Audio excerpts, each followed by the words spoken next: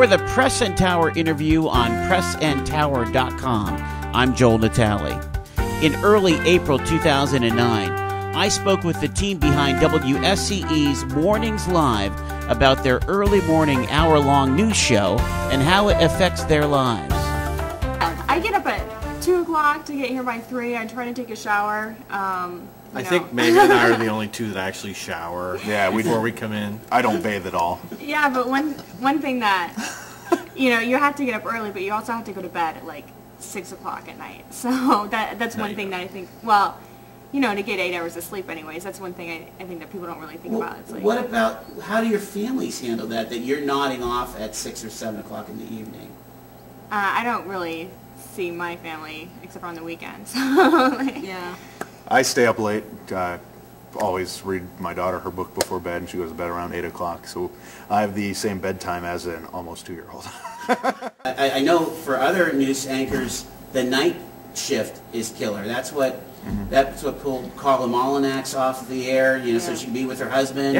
Exactly. Talk about that. The biggest problem with this shift is you're out of sight, out of mind. The rest of the crews don't start rolling in till like 9 o'clock. Yeah, they're not even here yet. So and we're most of the way done with our day already. They'll say, first of all, they say, "Oh my gosh, how can you be eating spaghetti at 9 o'clock in the morning?" It's like, well, I've been up forever. Yeah, it's like this is my lunch. Secondly, they always ask you to stay after. Oh, could you just stay until like 3 or 4 and do this real quick? It's like, well, that'd be the equivalent of you staying until 8 or 9 after your day. So just so you're understanding of that. But people always say, oh, it must be nice to leave at 12:30. Well, it must be nice to get up at like 7 or 8, but... I asked Bob Bohen about the workload now compared to years ago before the arrival of computer technology in the control room. It's busier consistently now than it was back then, just because, when I started, we did the 6 o'clock news, or I think it was 6:30 back then. 6 o'clock news in the 11. That was it. We didn't have any weekend news. There was no noon news, no morning news. That was it. So... the workload is not, it's different because some aspects of it are easier with everything being computerized. Some aspects of it are more difficult because there's more responsibility for each person because they're doing more than one task from 15 years ago.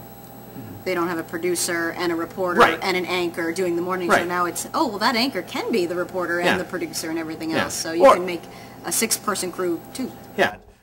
What about the effects of the new social media on the show?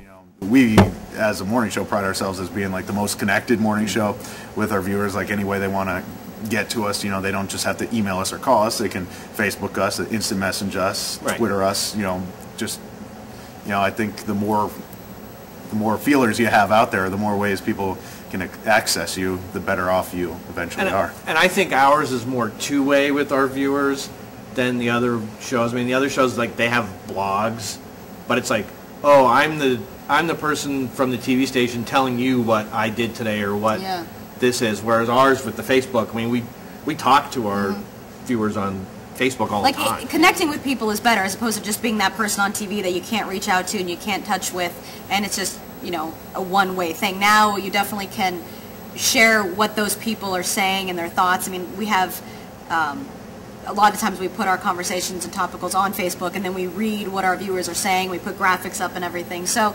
it makes them more a part, especially in this community. It's small, and you want to be able to reach out with your audience because they connect with you more than I think in a bigger market. With all the stuff that you guys do every day, it doesn't sound like you have a lot of margin. What happens when there's a big event, when there is or a tornado? Is it all hands on deck? Is it overtime city? How do you accomplish, when you don't have a lot of margin in your newsroom, how do you accomplish the big ones? We just start working on it right away. We don't necessarily go with, wait to see what management tells us to do. We just start.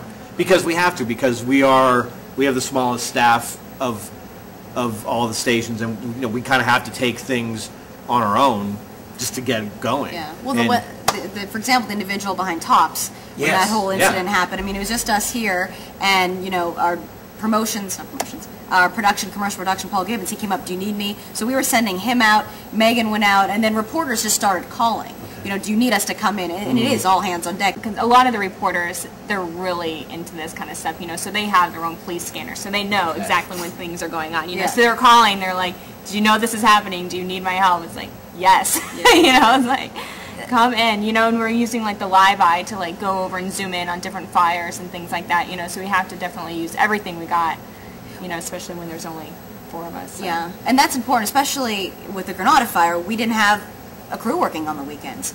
We missed everything. I mean, the video, the next day, the cleanup, everything. There's not a 24-hour stringer on call at all. No. So Monday morning, it's the, Megan, please, can you go get this? And we need, you know, it's making up for it, but then it's like, instead of just catching up, how do you advance it? And how do you make it different? And that's what we did the morning of the top stuff. We used our live eye. Our live truck didn't work. So we didn't have live capability, but we were technically live all morning. We hit those fires more times live than the other stations because our live eyes could see it. What is like the one thing that you wish people understood about your job that it's hard for them to get? For me, I don't think people understand the fact that I don't really sleep. It's not so much what I wish people like understood about my job. It's just, this is the one thing that I hate what people do. They half listen to your forecast and then come up with their own forecast, and they said, you know, and they say, well, you said this. It's like, no, I did not say that. And I've even offered people, I said, you know what, if you buy a copy of our show, and I said that on that copy of the tape, I will pay you back for it. No one ever wants to take me up on that offer, but people sometimes just half listen to you or half watch and then come up with their own weather forecast somewhere and attribute it to me. And they say, well, you were wrong 80% of the time. It's like, no, actually I'm not. Rachel, what do you think the biggest misconception is? I think a lot of people need to understand that I do a lot of things for the show. I mean, a lot of people, they ask, do you have someone do your hair and your makeup? No. I do that. So if it's bad, that's my fault. The one time I did it, she got mad. You know, producing, writing the new stuff, deciding what goes on. I mean, there's just one person. I mean, people don't realize that there's only us 4 in the building for several hours. I think a lot of people, and I don't know if you guys get this too, but anytime I say, oh, I work at the TV station, they're always like, oh, that must be so cool. And it is, but it's not cool in the way that they think that it's cool. It's not glamorous or anything. But it's, I mean, it's so much fun. I mean, you saw when you were during the show, I mean, we're having a blast. I mean, we have more fun with stuff that people don't see than the stuff that goes on there. I mean, if you think, like, these two are funny on the air, I mean, you saw it. The stuff that goes on behind the scenes is a lot funnier. A lot of people, at least, don't realize how much we actually care about our jobs. I mean, we have fun in the morning, but we really care about getting the correct information out to people and putting on a good show. What do you think the future is for Mornings Live? What do you want to do? Is there any dreams and hopes for it? To stick around. Still do it? We don't know. I mean,